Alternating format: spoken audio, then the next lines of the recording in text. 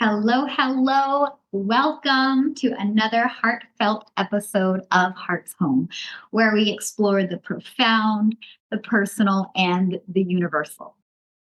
I'm your host, Lizzie Siegel, and today I'm honored to share space with someone whose presence and words have left a lasting imprint on me, Dana Alhanbali. I first encountered Dana at a TEDx talk where her message of success, growth, and belonging captivated not just my mind, but my soul. Her cadence, her aura, her authenticity, it all spoke volumes. Afterward, when I introduced myself, she shared the sweetest compliment, saying that I was the kind eyes in the crowd where she found comfort. That moment reminded me of something that I deeply believe. Simply being present is enough. You, by virtue of being here, are having all the impact you ever need to have. We are here to hold space for others, to connect in ways that transcend words. And Dana embodies this truth in such a powerful way. In this episode, we're diving into themes that resonate universally, yet challenge us all.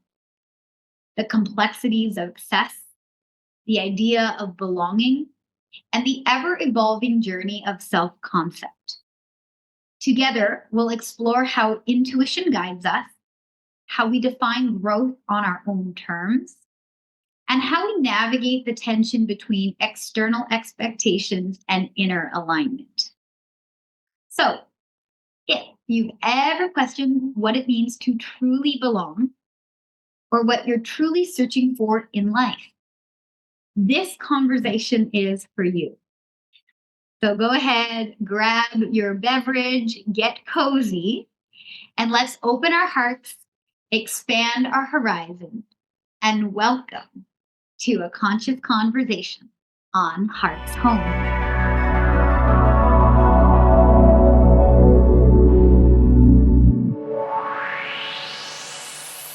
Welcome, everybody, to another episode of Heart's Home. You're here joining me with Dana, and we're here for an episode of Conscious Conversation.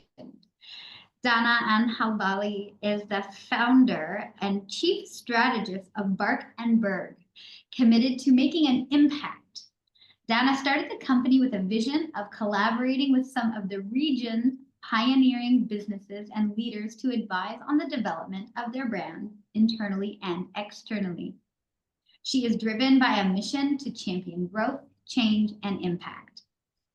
Dana is a TEDx speaker, writer, and creative strategist that has been working in the industry for over 16 years with over 150 brands from a variety of industries.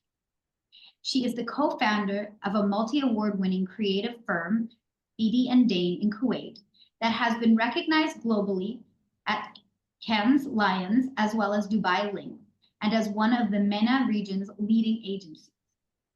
Dana is also the host of a podcast on entrepreneurship, communication, and social culture called Something to Consider, that was awarded for Best Podcast for Social Change in 2024. And Dana and I connected at the beautiful TEDx talk here in Kuwait. And she gave a talk that was just so inspiring and resonated with me on a soul level that right after the talk, I was like, I need to go and speak with this woman. I need to connect with her. She's so brilliant and beautiful. And the light in me sees and honors the light in her. So welcome, Dana. Thank you so much for being here and joining us today. I would love to just open it up to you to share anything about yourself you'd love. Thank you, Lizzie. Thank you. It's such a pleasure to be here. And I remember that day quite well. I remember the day that we met and I was on stage. I felt like, being on that stage presented such a moment of vulnerability for me. So to connect with you in that moment was quite special. So I'm very grateful for you and I'm grateful to be here. Your question was, what is one thing I love about myself?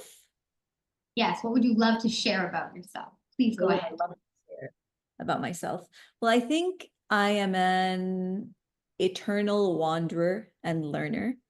And those are two kind of traits to my character that I hold very, very dear, because I think it is in those two things that has led me down a path that I'm quite proud of, with everything that has come with it. Um, and yeah, I think that sets the right context for anyone who wants to understand my story, where I come from, who I am, and why I've made certain decisions in my life. Oh, that's amazing. What a beautiful answer. Thank you for sharing that. And I'm so excited to get into these questions because this idea of moving differently and making the decisions that we make. I'm really aiming with a lot of these conscious conversations to show people just a different way than perhaps they have thought of before. So let's jump in. Can you please share a little bit about your awakening journey or your life journey, and what was the catalyst or aha moment for you? Or if there's more than one, you can share those as well. Okay. So I think it's definitely different moments. I'm someone who grew up in this constant cycle of change. I moved a lot. I lived in a lot of different places. I'm bilingual. So I feel like change was a constant in my life. And a large part of the way that I coped with that change was being very, very attached to faith. And I feel like the beauty of being attached to faith, but being an eternal learner and wanderer and super curious and being in contexts that present, different ways of thinking, I feel like it gives you kind of a roadmap to ask a lot of questions and explore. And through that exploration, I was able to meet people that were always quite different from me. Um, and so it led to kind of different awakenings in different ways. But I think with regards to the biggest shift or pivot in my life, which is the most recent one, which happened 2 years ago, I think the biggest trigger or driver of that shift in my life was burning out. Specifically because, I'm an entrepreneur, I'm in a very high energy industry that can be quite draining in many ways. And I feel like when my body and my mind and my emotions were quite literally fried in every single way, it put me in a place where I was forced to make a decision. No one likes to be forced into a corner to make a decision, but it was a blessing in disguise for me because it put me in a situation where I really had to think about what were my priorities in life and where am I doing what it is that I love to do, and how attached am I to the life I'm currently leading. And in figuring out how to answer a lot of those questions, I had to make some big changes to my life. And I did. That is so amazing. And first of all, congratulations that you were able to make those big decisions. And it seems like you're really thriving now. And that's really beautiful to hear and also witness, because that burnout can be so, so real. I have also experienced it, and I know that many people who will hear this message will resonate with that. So thank you for sharing that. And I know a little bit later we'll touch on some ways that maybe people can navigate through this. So thank you for opening it up that way. Could you share how you began walking the path of being, you call it an entrepreneur, and I use the word soul-preneur, because these are the people who are entrepreneurs for sure, but they're leading with their heart and they move in alignment with their soul's calling. So would you share a little bit how you are that way shower and visionary from the heart-led space? So I think whatever the terminology that we use, when I talk about entrepreneurship, I talk about it from a space of what I do in terms of my work and my career. which for a large part of my life, I felt like defined me as a person. And I feel like in my pivot, in coming to terms with how much I felt like I was burnt out, it forced me into a position where I had to really think about, you know, who am I really and what am I all about? And is it solely tied to my work and what I've been able to build in terms of a career? No pun intended. But the journey of the soul that you're referring to is very much a journey that I began on that has brought me back to myself. So it's interesting because, you know, in my career, in the different lessons that I've been taught with the experience that I've had, it's led me down different paths that have taught me different things. But in figuring out how to slow down and in figuring out how to slow down and start listening to myself and be a little bit more in tune with myself and my own needs, that has brought me back into a space where I'm in tune with myself. And that has been the to your point, the solopreneur journey. It's how do I come back to being in this place that always existed, but I had so actively ignored for such a long time. And it's been very, very rewarding. How did I get there? Honestly, it was a mix between a series of bad decisions, but also cosmic interactions. Like my decisions have led me down a path where I've been able to meet people that have challenged me in different ways. And when I say challenged, it's not necessarily, you know, what happened externally as a result of those interactions. It's what happened internally in those interactions. And I feel like that in many ways was, yeah, it was a big part of figuring that out and getting started on that path towards listening to and understanding myself more. I don't know if I answered your question. Oh, no, you absolutely did. Yes, thank you. It was a beautiful answer. And I love that you mentioned that it was that roundabout journey to come back home to yourself. And that is how the name of this podcast started, because it was that heart's home feeling where I came back home to myself and I remembered. So I've serendipitously been guided to people this season who really are just chatting about that journey back home to the self. And I love that. So thank you for sharing that. I find it so, sorry if I can just jump in. I find it so funny that we consistently are brought into this conversation in different ways of finding home, but also defining what home is, because I think it means different things to different people.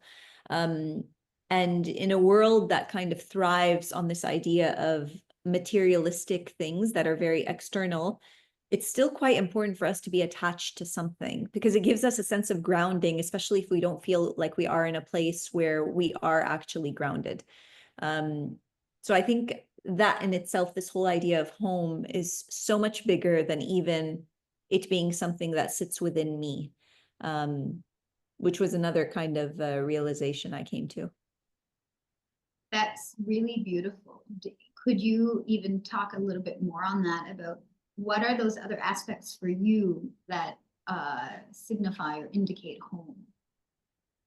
I think home, as much as it is something that is rooted within me, I think it's also a place that is physical, that does bring together people that need to be in my life to keep me grounded and to teach me things in different ways and to unconditionally love me.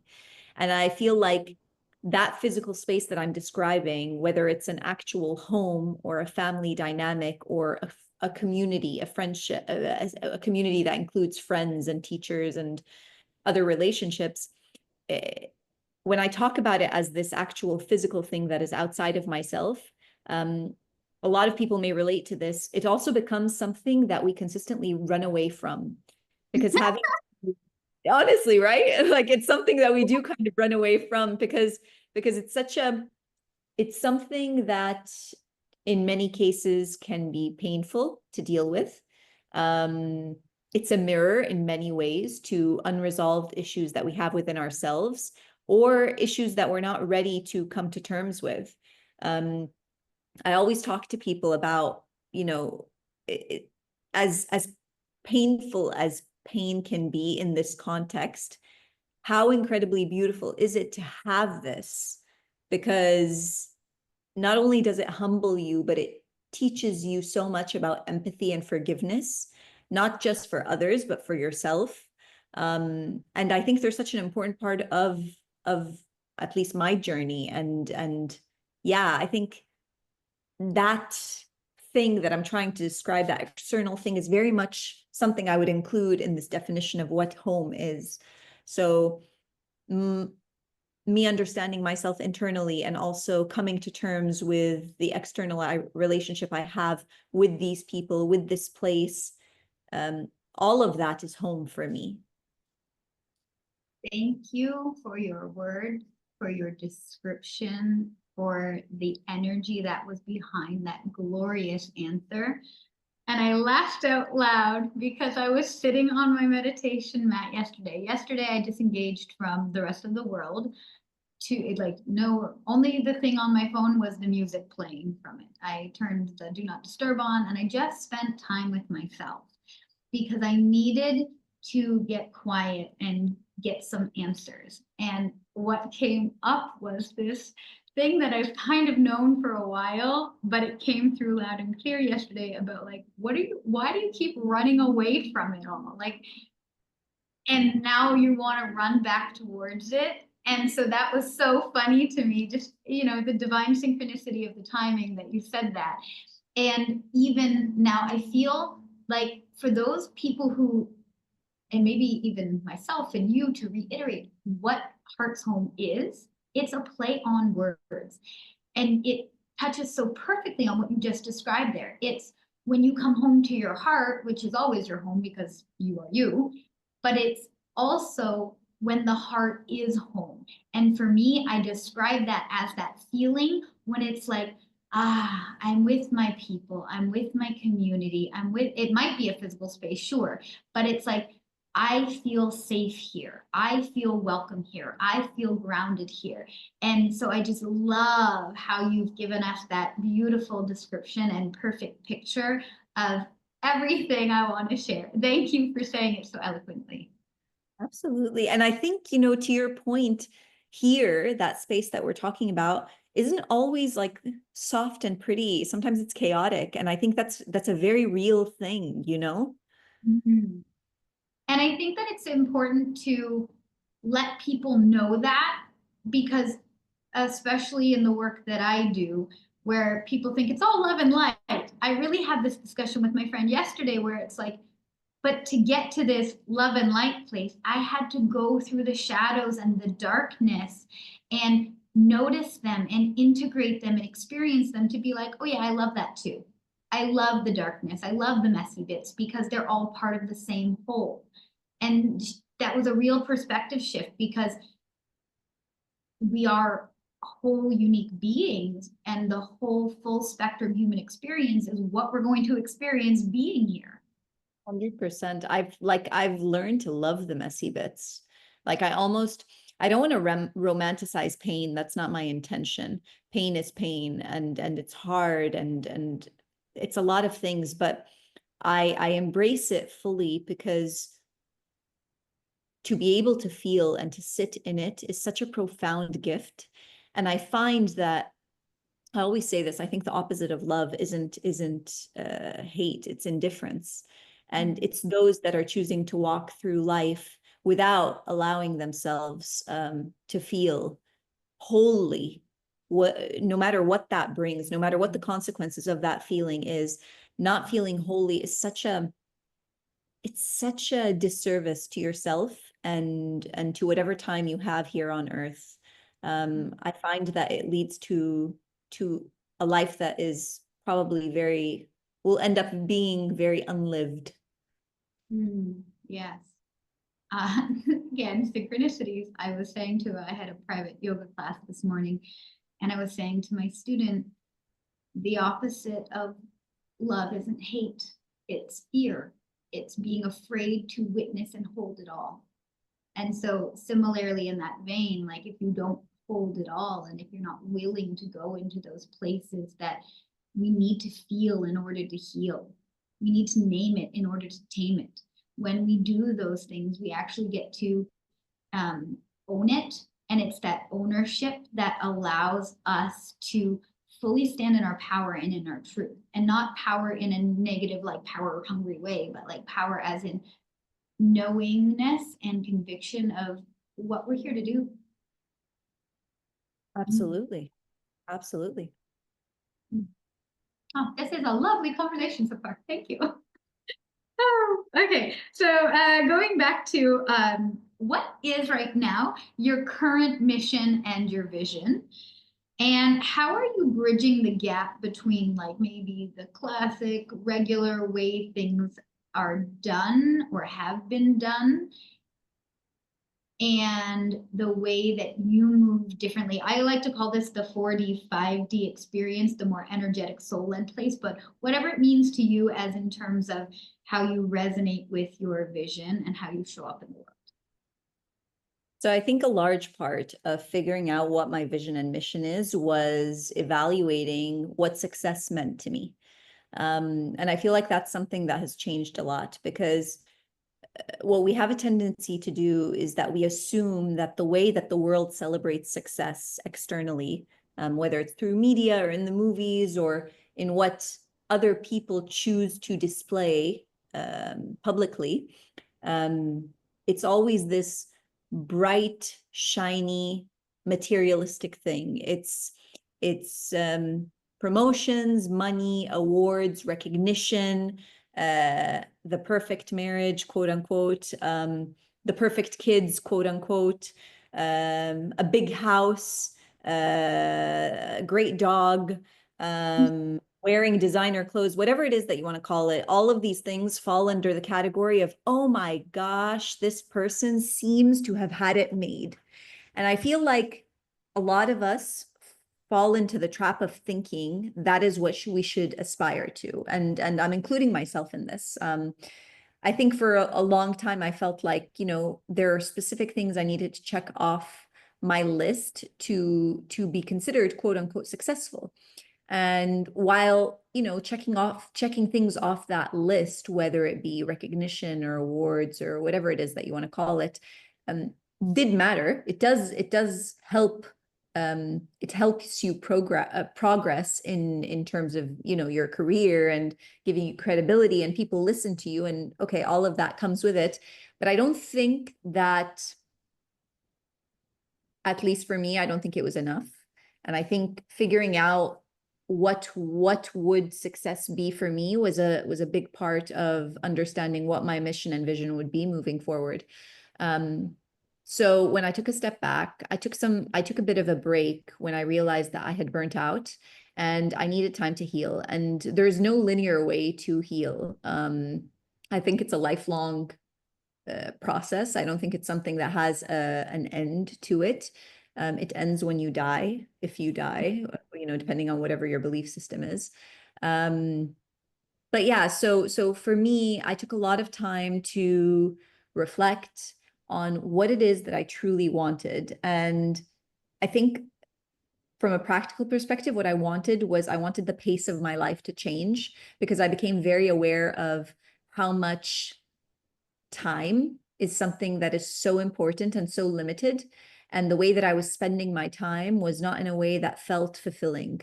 So I wanted the pace of my life to slow down, to allow for me to listen more, feel more, experience more, even something as simple as just enjoying having a conversation with someone, where it used to be something that I would just schedule in. Now I want to leave space for that. Reflection post and preparation for, like because those are things that I genuinely enjoy. So I wanted the pace of my life to change. I wanted to be healthier, 100%. Like health became the number one barometer of success for me. Like I needed to be healthy physically, emotionally, mentally.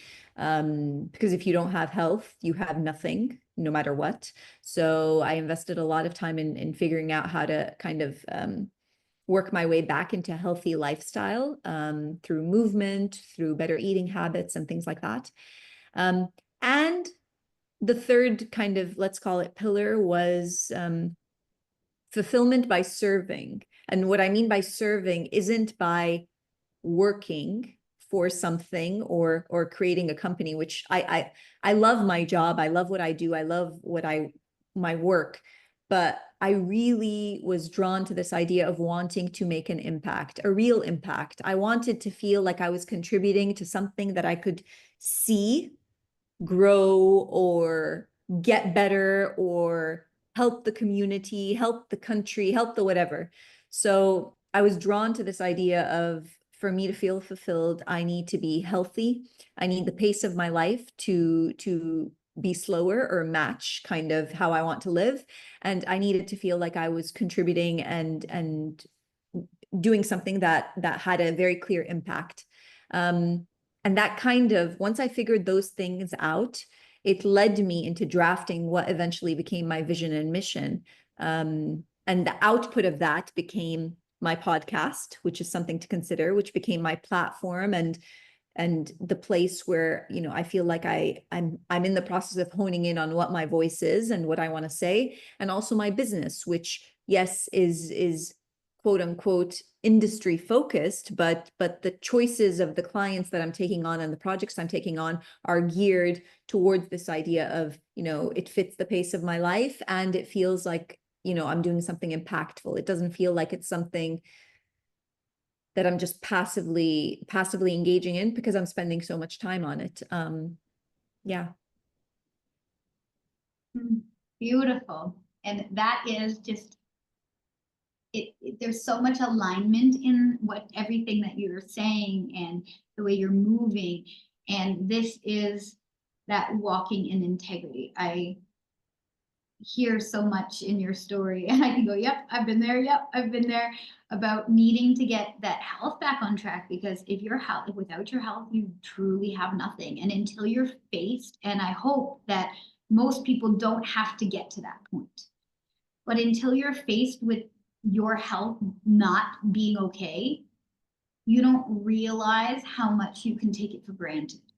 And that your physical body, this vessel, this vehicle that we get to move through this world with, is something to be cherished and loved. It doesn't have to look a certain way. It doesn't have to be a certain way, but it has to be well, in the sense of you feel like you are honoring it and listening. So if that's more sleep, if that's better food, if that's a time for rest, if that is more exercise, whatever that is, I just encourage everybody listening to, before you have to go through a challenge of losing your health, tune in now, because your body's talking to you. It's always talking to you. And if you're not listening to the whispers, it'll start screaming at you. And so this is that loving encouragement for everybody listening. Love on yourself a little bit more.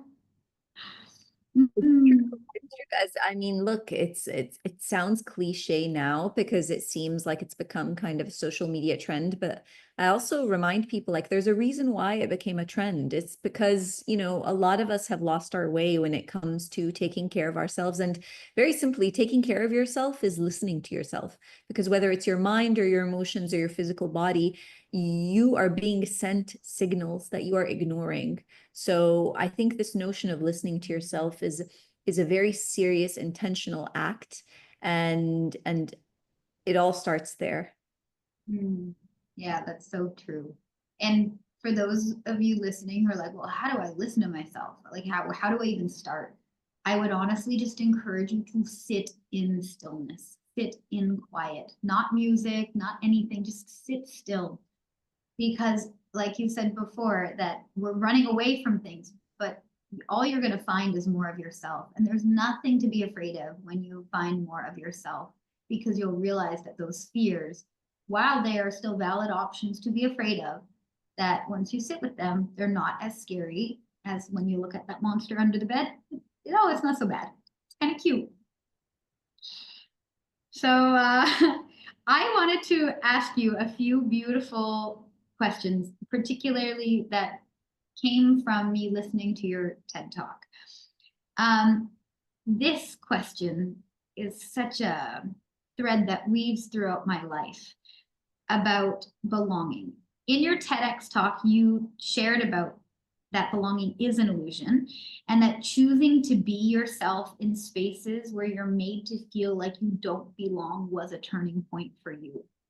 Can you share how you came to this realization and what shifted in your self-concept as a result? Sure. So I feel like many people, when it comes to identity, we always tie that identity back to our quote unquote tribe, which is usually where we come from. It could be our race, our religion, the country we were born in, which sometimes has nothing to do with our race or where we ethnically come from, but we're attached to it. So it's that community that you grew up in that you somehow still feel different in or look different in. So the way that we identify with this idea of belonging is always rooted in something that is very much outside of ourselves that usually, I don't want to generalize, but usually you can't control. Okay. So you're almost setting yourself up for failure when you talk about wanting to belong, because to belong to something is already to assume like you are not part of it or you have no place there, which is something that I didn't realize until much later, that it's actually, you can't have one without the other. So this pursuit of belonging, as much as I'm a believer in being part of something, because I think as humans, we are tribal communal creatures. Like we thrive when we are in community, and I'm not anti that at all. I think that's so beautiful. I think that's what makes us us, and I'm very pro that. But to try to belong or to become a version of yourself to that will validate you or give you permission to be part of community, I think can be quite toxic. Because what that's asking fundamentally is it's asking you to let go of a piece of yourself or to morph into something that is maybe not completely aligned within yourself, and that's your ticket to be part of something. And I think that's what I meant by the context of belonging is an illusion, because if we're being honest, all of us are in pursuit of that in some way, shape, or form. Even the people that look like they belong to something feel like they don't, feel like they're not enough, feel like there's work to be done there, and they need to do something, whether that something is become successful, become rich, get married, look a specific way, speak a specific way, follow a specific ideology, whatever it may be. Something has to be done in order to belong, and we're all in pursuit of that. So if we're all in pursuit of that, and it's something that's bringing a certain level of insecurity to our lives, then what if we kind of let go of that idea of being in this constant pursuit of belonging, and just acknowledge that there is beauty in communing together as ourselves, without the condition of becoming something else. I don't know if that sounded a bit too philosophical, but I think that's where I was coming from. And I feel like my journey, what it has done is realizing this has freed me from this idea of I am not enough, because for a lot of people, I will never be enough. That's the reality of it. But am I enough for myself? And acknowledging that belonging is this illusion that we're all in pursuit of, helped empower me into this thinking of, okay, the conversation I need to be having about being enough is really between me and myself, and not me and the community I want to be part of. Thank you for that amazing articulation of where you're coming from, your understanding of this. And as you were speaking, one of the things that is unique about me is I read the vibration of words and I play with words. I think words are fantastic. And ever since I was little, I felt words differently. And when you were just speaking, I had like this remembrance of what belonging to me really means, and it's literally in the word, belonging, the longingness to simply be. And what belonging really is at its essence is being able to be yourself, and that's enough, simply being. And so when we can anchor back into the root of what the word is, longing to be instead of needing to be something that we are not, understanding that we are unique pieces of the jigsaw puzzle. And if we were all the same, that'd be a pretty boring jigsaw puzzle, because the picture would be like maybe one color, or maybe it wouldn't even fit together, but it wouldn't make this miraculous masterpiece. And we simply get to redefine words, or maybe just strip them of all these non-meanings we've put on top of them based on what maybe other people wanted us to believe, and actually take it to the core and the root of a word and say, well, what's the essence here? And when we can do that, belonging then becomes exactly what it is, the longing to be. I love that. I love that. I think that's such a beautiful way to look at it. And it's funny, all it took was deconstructing the word itself. Yeah, yes. This is one of the things that I love to do. It's been I've noticed. the teacher brain in me. It's how I show up in this world. Oh, okay. So thank you for being here and opening your heart to this conversation. If you're feeling called to dive deeper into your own personal journey of self-discovery, to connect with your purpose or redefine success on your terms, I want to share a few of the ways that we can work together one-on-one. The first is Illuminate the Shadow, an 8-week private shadow work journey.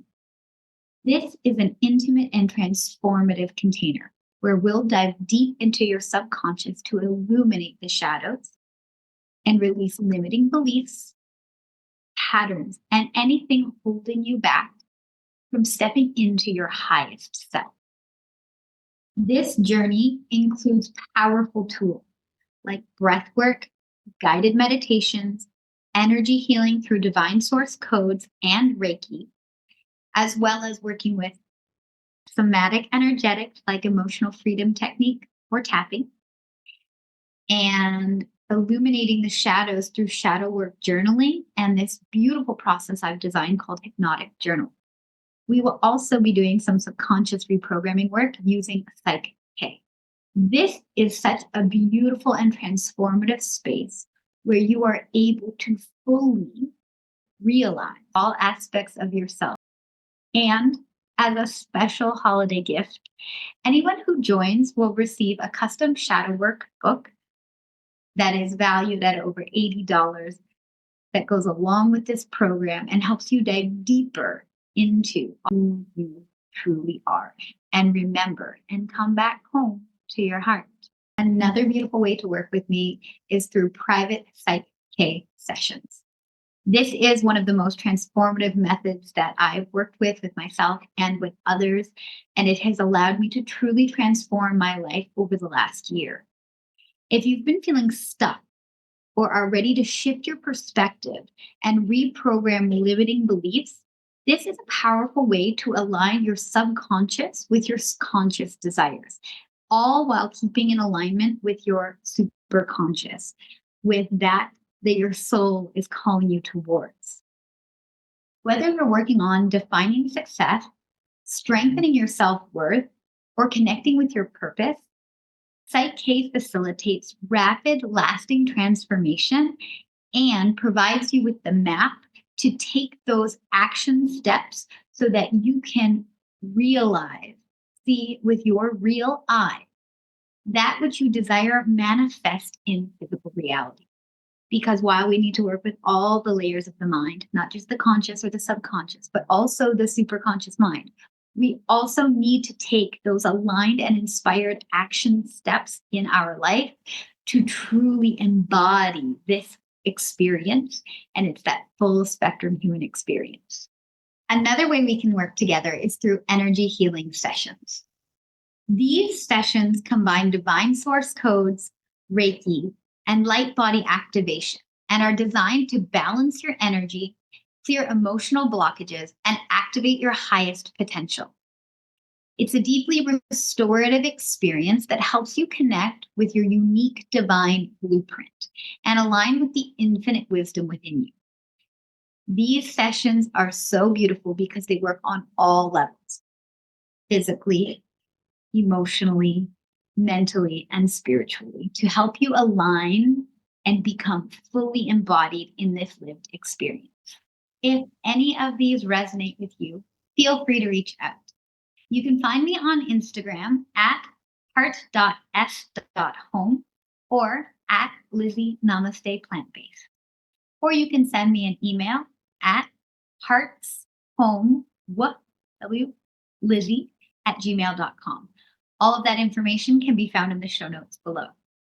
I'm here to support you in reconnecting with your essence and stepping fully into your brilliance, to embody and live a life beyond your wildest imagination, to realize your fullest potential and see it with your real eyes in this lived experience. I look forward to serving you and walking alongside you on this beautiful journey that we call life. So then let's talk about, you spoke in your TED Talk about the boundaries that success creates. I would really like to know, what boundaries have you consciously chosen to keep? And what boundaries you had to dismantle to stay true to yourself? Or maybe you haven't had to dismantle some, but maybe readjust or rework. So just in the context of how I talked about it in the TED Talk, for those that didn't get a chance to listen, I talked about success being a blessing and a curse. And again, whatever that definition of success is for you, think about it from that perspective, because I'm not saying that, career success is a bad thing. But when you are successful, or when you do good at something, and that good could be motherhood for some people, what that has a tendency to do is it puts you on, a metaphorical pedestal where it becomes more difficult to make mistakes, or you're more worried about making mistakes because you don't want to shake, the idea or the picture of you being on that pedestal because you were able to achieve something. And that's what I mean but that's what I meant by cage. So we have to be very conscious about the things that we celebrate in others, because people are so much more than their accomplishments, their careers, the things that they have, their relationships, whatever it may be. We are more than that. And I think acknowledging that is the beginning of kind of drawing boundaries around what you are allowing to infiltrate the way that you think about yourself and the way that you see the world. I think for me, the boundaries that I've drawn for myself, I wouldn't call them boundaries, but let's say the way that I look at, I talked about it before, I have changed what success means to me in my mind. So I think for me, that has given me the freedom to not feel like I have to prove anything to anyone, although that pressure is consistently there, because people do like to ask questions. People do want to know, oh, what are you doing next? You were able to do this before, are you being recognized? Are you, making the same amount of money? Are you doing this? Are you doing that? And I understand where those questions come from. I don't think they are with ill intent. But again, a lot of people assume the definition of success based on what the world tells us it is. And that's just the way things are. So that pressure does exist from the conversations sometimes that I have with others, but it's a conscious practice and conversation with myself to remind myself that this doesn't mean as much to me anymore. This definition of success that they are imposing on me does not hold value in my eyes anymore. I think of it as something else. And I'm very conscious to say something else and not something better, because I also don't want to perpetuate a judgment about my way being, or my definition for something, anything, to be the quote unquote correct way, because I find that to be quite toxic. And that's what led us here in the first place, which is people saying that there's only one way to look at success, which I don't think is the case. So yeah, I think that for me is how I navigated developing boundaries for myself from the rest of the world or communities, let's say. Oh, yay, what a great answer. Yes. And you covered so many really important things in there about success is individual. And while, of course, we can have these ideas coming from the outside world, it is that knowing what does it mean to you. And if you don't know yet, that's okay. Spend some time understanding what it is you truly desire from that soul-led place, from your heart, and then make that be your definition of success. Well, as you said that, I had a moment of reflection because I recently chose to not sign my teaching contract. I've been a teacher for 18 years and it's been a beautiful career. And then I'm fully stepping into my soul-preneur journey. And I signed no on that contract, handed it in. And one of my bosses asked me, like, oh, well, what's next? What are you going to do next? And I loved my answer because I was like, to enjoy my life a little bit. I'm going, like, I do have some ideas of what's next, but it's like, I'm going to take some time to do more of what I love. And I'm going to take some time to be me in my fullness. What does that look like? I have some ideas, like I said, and I know that the answer that was wanted is like, what's your next job? What are you going to do? And but that to me doesn't define my success anymore. I want to be happy. I want to be healthy. I want to be shining my light fully, because when we do this, when we show that success can mean whatever it means to you, we give that permission slip and we shine that light for everybody else to say, oh, if it's possible for you, then it's totally possible for me to be me in all my glory, and that be enough. And that's really what I'm all about now. That, first of all, congratulations. That's a huge milestone. So I hope you're like celebrating that, because just taking that decision, like, I know how difficult that must have been, and good for you. But also, like, there's no shame in not knowing what is next. I think that sometimes people are are are are afraid to say that they don't know, for fear of thinking that not knowing means that you are wandering aimlessly. And I think the danger of wandering aimlessly is that when you are aimless, it has a tendency to kind of suck you into the pursuit of nothing, which I think is also a potential time waster, and a waste of a life. And I find life to be such a gift. But when you are a wanderer in pursuit of whatever it may be, finding your why, finding your next step, figuring out what's next, studying something, whatever it is that you choose to do, you can still wander and not necessarily know the answer. And I think there's no shame in that, and there's so much beauty in it. And yeah, I love that. I love that. And I think encouraging people or giving people the space to not know is such a freeing, warm, kind thing to do to another human being. Because I think that we expect each other to know the answers to everything all the time. And I just genuinely think it's not the case. I think that sometimes people lie a lot about, what they think that they want, because they don't want to admit that they don't necessarily know. And I don't think there's any shame in not knowing. I really agree with that. I call this the swimming through the magic void and enjoying my time in that pool. I'm like, and again, I have direction. I know a lot of what I'm doing. My aim is to expand consciousness. It has been my mission for myself my whole life, and I share it with others. And even my passport holder, it says a line from a song that my sister sang in a choir when she was young. And it says, I wonder as I wander. Because, we don't have to know everything. And there is a famous quote by somebody, don't know who it is, so maybe I'll find it and put it in the show notes, but it says, not all those who wander are lost. 100%. I love that. It's so true, because you can wander around and enjoy, you could just be enjoying your time, and that in itself is purpose. So 100%. these ideas of success, let's keep expanding on what success means for everybody. This is a beautiful question. In moments when doubt or uncertainty arises, how do you trust yourself to make aligned decisions?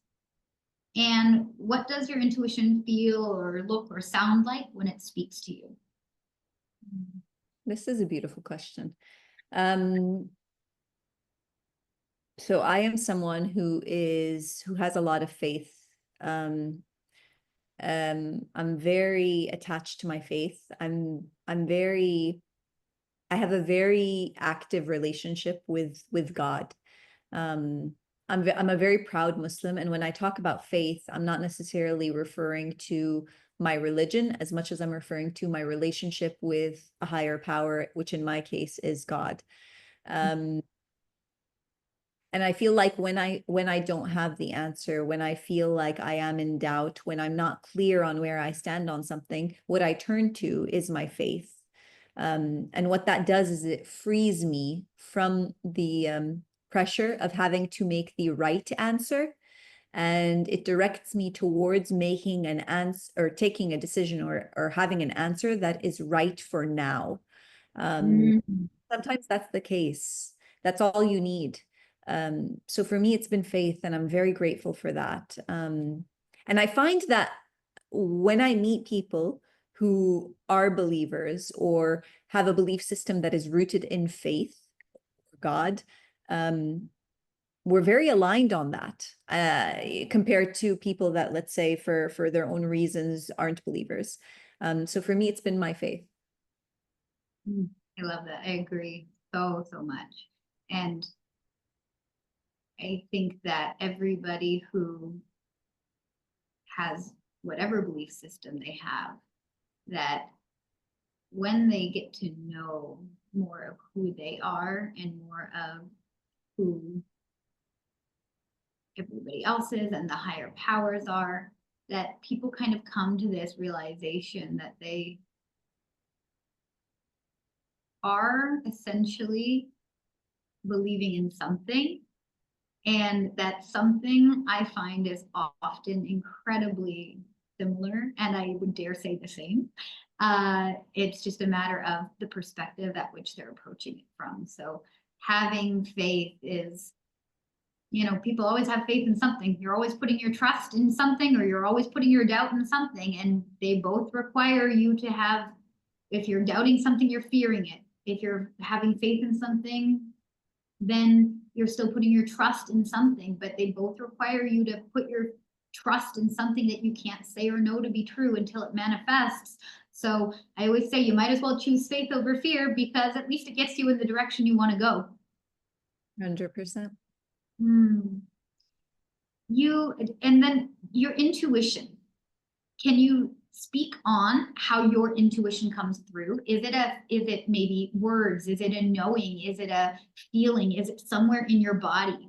I love asking this question because it's so vastly different for people. And then others who are like, well, I don't know how to listen to my intuition. Then maybe they'll be like, oh, that resonates a little bit, and be able to tune in a little bit more. 100% it's in my body. It's I feel it in my gut. Sometimes I feel it, I definitely feel it in my heart. Sometimes I feel it in my limbs, believe it or not. Like when I am in a situation where I am, like I've become very aware, and awareness is so powerful, because I'll give you an example.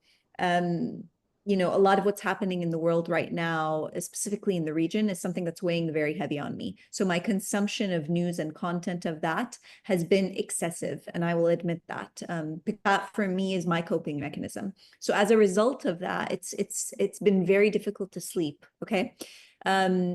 In the past, I would have looked at this as something that would cause me some sort of anxiety of, I'm not getting the right sleep, it's ruining my day, I'm not productive, whatever. Now I'm very aware of what this type of behavior does to my subconscious and my body. So I feel it in my limbs, like I'm not okay. I feel it in my feet, my fingers, my hands. And I have coping mechanisms to help me get out of it, whether it's shaking, whether it's movement, whether it's yoga, whether it's even breathing.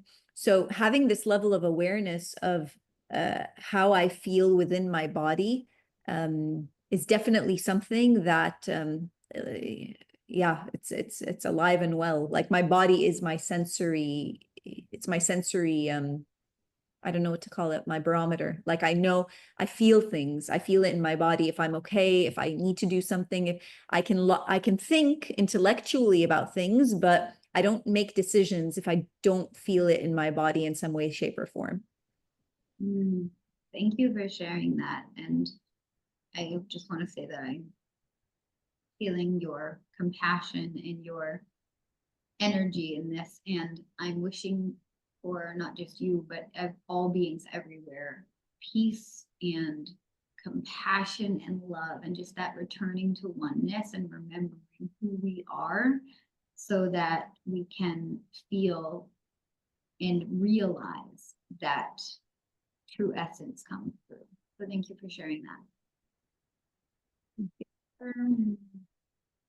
Now you captivate the audiences with your words and aura. I'm sure that you do, not just on the stage, on your podcast, but in your business, in your work, and as you move down the streets, probably.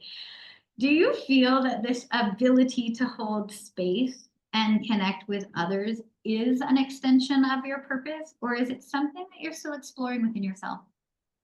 Oh no, it's definitely an extension. I've realized that as independent I am in my ability to live a life that is very comfortable solo. Like I am that person that can have dinner with herself and go to the movies with herself. And like I take pleasure in doing all of those things. I love the relationship that I have with myself, but I thrive and feed off of the energy of my community and others. And I love being in the presence of other people. That being said, I also recognize that I do get overstimulated sometimes and I need to kind of retreat, but I absolutely love being around other humans. Like it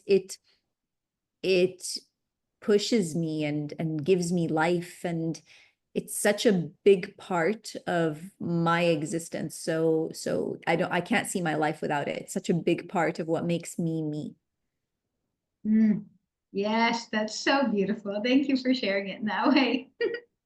Oh, we are so connected. Love this. Oh, okay. So I have a few questions I like to ask everybody who comes on this podcast. And one of them is, what does it mean to live a fulfilling and satisfying life for you? It means that I'm living in alignment with what brings me peace and joy and sadness. I'm in alignment and I acknowledge it all and I embrace it all. I'm being true to how I feel about things, and I'm not lying about how I feel about things to myself or to others. And I'm connected to those that I love most, whether it be my family, my community, my friendships. That sense of connection is a very important part of that fulfillment. So yeah. Thank you. Beautiful. Um, could you also tell us what is the, and I put the air quotes around this because what is the best advice you ever received, and what is the worst advice you've ever received? I get this question a lot, and I feel like every single time I get it, I give different answers, which is funny. I don't know if that means that, like, technically that's not the best advice if I keep giving different answers. But listen, when it comes to advice, I'm a big believer. I don't believe in giving advice. I believe in being open to listen to people's stories and deriving a lesson from the story that you are hearing that makes sense to you. Okay. So like, that's very much me, because I had very strange experiences with teachers and mentors, and putting expectations about, what I was supposed to get out of something, and trying things that didn't work for me, or opinions that were imposed on me. And I'm a big advocate of learning how to listen to yourself and learning and listening to understand what works for you. So maybe that's my advice. Learn to listen to yourself and learn to decide what works for you, because you are your own audience. And if something works for someone else, that doesn't necessarily mean that it's going to work for you, and that is perfectly okay. We are all equally walking through this life, trying to figure it out as best as we can with whatever resources we have at a specific time. And that is something that is consistently changing. So that's my quote unquote advice. And it's such good advice. Thank you for that. I call this word discernment, and being able to distinguish and pick out what is, well, the best for you. And like you, it took me years of learning how to do that for myself. But once you can do that, it's such a beautiful and lovely path and loving path. If you could go back and talk to your younger self, what wisdom would you share with her? Oh my gosh, so many things. The biggest wisdom I would want to share with her is, first of all, I'd want to tell her that I love her so much, like so much. Like, it is so powerful to love yourself. It is so powerful to know your worth. And it's so powerful to express that. I feel like we are in such a weird world where it means something if you express that, and I think that is so silly. Like, we are so quick to judge and spew very not nice things about ourselves or about each other, but when it comes to the good, we shy away from it for fear of coming off as arrogant or whatever. I think it's so beautiful to know your worth and to love yourself and to express that wholeheartedly. So I would tell her that I love her, and I would tell her that I promise you, whatever it is that you are going through, it will pass, and it's okay, and you will figure it out eventually. It will make sense eventually. And I feel like, yeah. Mm. Oh, that's beautiful. Okay, now future forward. If you could go and talk to your future self, what question would you ask her? Mm. If I could go talk to my future self, what would I ask her? Ask her or tell her? Either. Either is fine. I would tell her, I'd be like, oh, I'm so proud of you. Congratulations for that you kept going. Thank you, thank you for the fact that you kept going. But I would also ask her,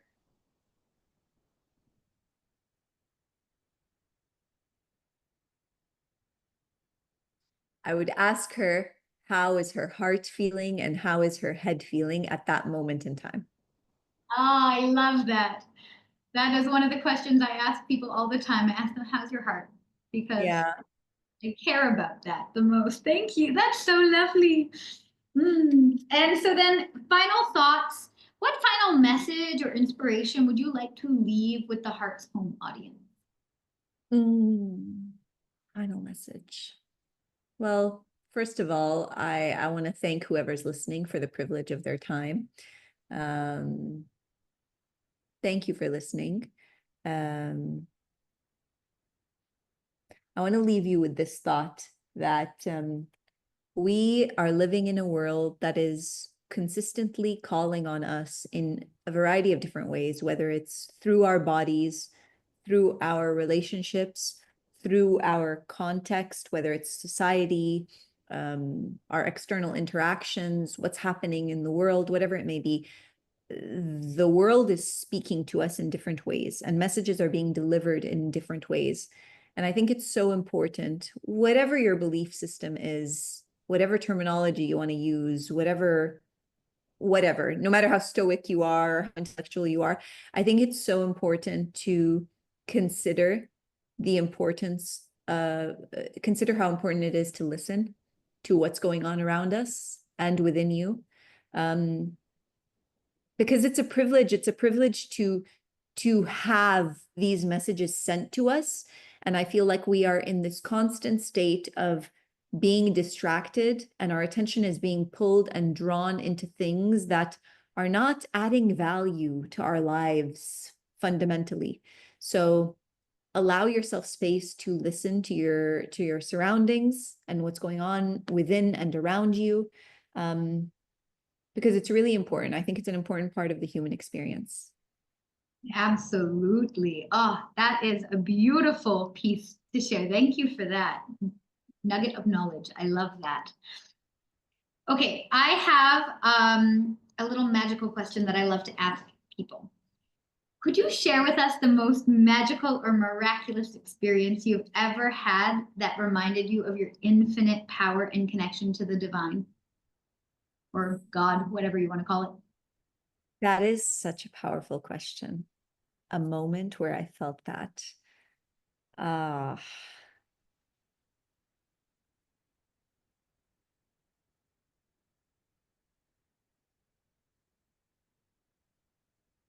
Okay, I mean, like, this is so silly. This is so Yeah. silly and trivial, but like it just happened and I felt so good, honestly. Like, so I'm just gonna share it. So recently I had tickets to go to the opera, and it was a beautiful, like, fancy dress up night opportunity. And I had made this conscious decision to, I wanted to go and I wanted to enjoy it. I was going by myself and I wanted to enjoy it to the fullest. And I went completely as myself. I got all dressed up. I didn't wear any makeup. I went with my crazy curly hair, and I just enjoyed the entire night by myself, solo, and took a walk after and just spent the evening just being wholly me. And it was, I kid you not, I swear, I know it sounds superficial because I'm talking about makeup and I have nothing against makeup, but I swear to you, because I was so like bare, I felt so free. It was such a freeing, beautiful feeling. And I just remember feeling so elated and grateful for the life that I have, for the skin that I'm in, for just the entire night. Like, it was such a beautiful, positive night. And it just gave me so much energy for the rest of the week. And I felt so good. And it was so simple, but I felt so good. Oh, that sounds like a great night. Good job, you. And I love this. This is what I call the mundane magic. We can take joy in that beautiful little moment. And so thank you for sharing one of those moments because that's super special for us. I wanted for you to have an opportunity to do a shameless plug. Please, what are you working on? What do you want to share? This is the non-humble brag time.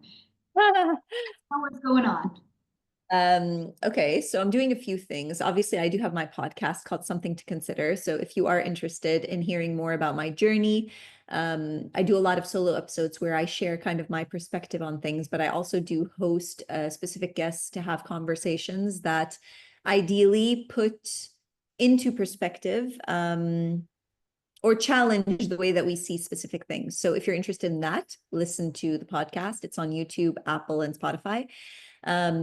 I also have a company called Barkenberg, and Barkenberg is positioned around working with business leaders on developing their brands and basically developing strategies to grow their brands. I'm very attached to this idea of working with brands from the region. So that is what I do from that perspective, but I'm also into storytelling. So we do a lot of content development work. I'm a writer myself, so that in itself is something that I am working on. And last but not least, I would say my passion verticals are education, entrepreneurship, and entertainment. Entertainment in a sense of storytelling. So watch this space because there are a lot of things that are developing in these three pillars that feed into what I said earlier in this conversation. In one way, shape, or form, going to deliver impact. Ah, so beautiful. And how can people connect and get in touch with you? And I will, of course, leave all the information in the show notes, but if the best way to connect with So you can follow me on the best platform that I'm like most active on is Instagram. However, please do feel free to connect with me on LinkedIn. And if you do want to connect with me for any sort of business inquiries, my work email is the best. And I'll make sure that you have the right email, Lizzie, to put. But yeah, those are the best ways to connect with me. Thank you. That's amazing. So we have one more little thing that I love to do. We have a game called the Cosmic Baton, and each guest is receiving the imaginary cosmic baton infused with their energy and their wisdom. And at the end of each episode, the guest is asked to charge this baton with a blessing or an intention or an energetic gift for the next guest. And the new guest begins their episode by metaphorically receiving this baton and passing it on. Now, I literally just started this game, which is why I didn't start the episode with it. So let's imagine we pick it up starting now, and I will pass on the gift of the information that I wanted to share from the previous guest. It was to listen and surrender to the sweetness of your soul. And so that was meant to be passed to you at the beginning of the episode. I apologize, I forgot. Because we talked about that, so that's perfect. It's in perfect alignment, and I know that everything's divinely guided. So that's why I'm also like, that doesn't matter. It came at the right moment. I agree. It literally came at I mean, we're closing this episode, and the last thing I was talking about was listening to yourself and your surroundings. So like that's beautiful. That's so powerful. It is. And then if you would infuse this baton with your piece of blessing or inspiration or energetic love that you want to pass on to the next person, please. What I want to pass on to the next person or the next guest, and what I want to add to this baton is profound empathy for whatever emotion or circumstance or challenge that you are feeling. Profound empathy is what I want to pass on because I think it's super powerful. Thank you. That's so beautiful. And I love this thread that's being woven as this cosmic baton will be passed. And I have a feeling that just like that little nugget that got passed to you is exactly what you needed, the next nugget that you're passing to the next person will be exactly what they need as well. So thank you so, so much for that. I appreciate you. And I'm really grateful that you're here to share your wisdom, to share your love, and to share your way with the world. With that being said, this has been such a beautiful privilege to connect with you here and to share with the world. Thank you so much for sharing your time and energy with me. From my heart to yours, namaste. The light in me sees and honors the light in me. Habibti, thank you so much. I want to extend that gratitude to you. Thank you for hosting me. Thank you for inviting me to be part of this I know this means a lot to you. So this very personal experience of yours and this community that you're building. I'm so grateful to have been a part of it. I thank you for all of your reflective, beautiful questions and your wonderful, kind energy. I'm grateful to know you, and I look forward to the next time our paths cross. Me too so much. Thank you, my dear. And I will say peace out to the audience until next time. Thank you for joining us.